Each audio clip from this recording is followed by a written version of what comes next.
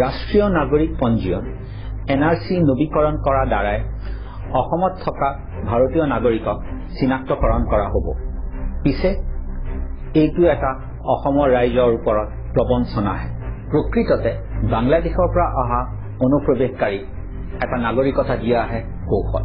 আচলতে বাংলাদেশৰ পৰা অহা অনুপ্ৰৱেশকাৰী নাগৰিকতা প্ৰদান কৰাৰ সময়সীমা 25 মাৰ্চ 1971 চনৰ পৰা 3 ডিচেম্বৰ 2004 চনলৈ বঢ়াই দি এই অনুপ্ৰৱেশকাৰীক সংস্থাপিত কৰাহে এটা প্ৰক্ৰিয়া। অসম চুক্তিৰ এটা মূল ভিত্তি আছিল যে বাংলাদেশীসকলক চিনাক্তকৰণ কৰি তেওঁলোকক বহিষ্কাৰ কৰিব। তাৰ উল্টাটোহে হৈ আছে। আইনৰ মতে বাংলাদেশীসকলে দুটা প্ৰকাৰে নাগৰিকত্ব পাব পাৰে। প্ৰথমতে 25 মাৰ্চ 1971 চনৰ আগতে আহিলে, দ্বিতীয়তে জন্মস্বত্বৰ ভিত্তিত নাগৰিকতা পায়। জন্মস্বত্বত নাগৰিকতা দিয়াৰ চৰ্ত সময়ে সময়ে সলনি হৈ আছে। 1950 চনৰ পৰা 1 জুলাই 1987 চনলৈকে জন্মস্বত্বত নাগৰিকতা পায় লাগিলে দুয়োজন মাতৃ পিতৃ বাংলাদেশী হওক বা নহওক। 1987 চনৰ পৰা 3 ডিচেম্বৰ 2004 চনলৈ জন্মস্বত্বত নাগৰিকতা পায় যদি মাতৃ পিতৃ এজন নাগৰিক হয়। 3 ডিচেম্বৰ 2004 চনৰ পাছত কিন্তু দুয়োজন মাতৃ পিতৃ নাগৰিক হলেহে সন্তানে জন্মস্বত্বত নাগৰিকত্ব পায়। উদাহৰণস্বৰূপে এহাল অবৈধ বিদেশী অনুপ্ৰৱেশকাৰী দম্পতী 1974 চনত অসমলৈ আহিছিল। তেওঁলোকৰ 3 গৰাকী কন্যা সন্তান 1975, 1976 আৰু 1977 চনত জন্ম হ'ল। 3 গৰাকী কন্যাই জন্মস্বত্বত নাগৰিকতা পালে।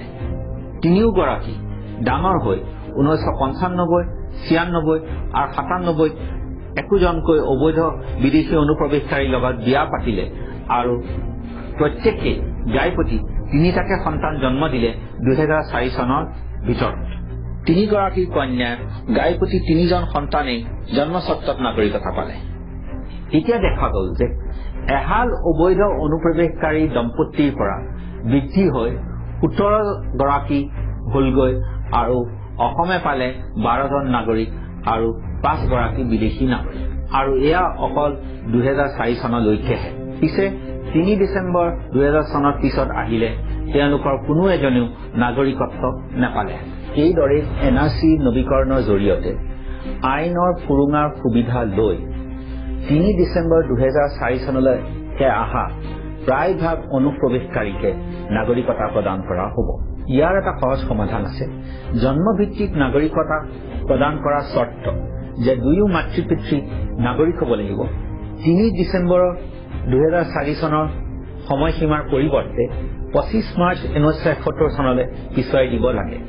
নহলে যদিও মুছলিম লীগ 1947 চনত অসমক পাকিস্তানৰ লগত অন্তৰ্ভুক্ত কৰাত বিফল হ'ল, সেই 2047 চনত অনুপ্ৰৱেশকাৰী জোৰত লাভ কৰিলে।